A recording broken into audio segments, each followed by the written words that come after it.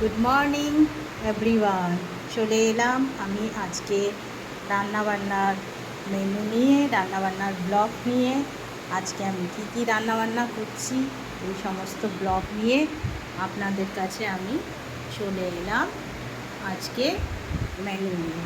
তো ফ্রেন্ডস, আপনাদের কী রান্নাবান্না হচ্ছে বলবেন আমাকে কমেন্টসে।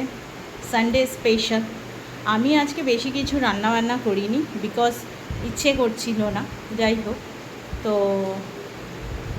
আমি আজকে ব্রেকফাস্টটা আর নিচ্ছি না। ব্রেকফাস্ট আমার করা হয়ে গেছে, রাইস নুডলস ছিল, আর ব্রেকফাস্টটা আমার কাছে নেই। লাঞ্চ ডিনার থেকে স্টার্ট করছি। আজকে মেনু হয়েছে, আপনাদের সাথে শেয়ার করলাম। তো আজকে মেনু করেছি হচ্ছে গরম গরম ধোয়া ওঠা ভাত, তার সাথে হচ্ছে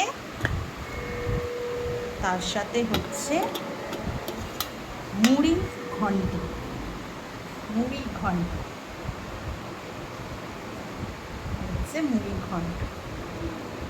আর তার সাথে হচ্ছে কি বলুন তো, গেস করুন কি হতে পারে।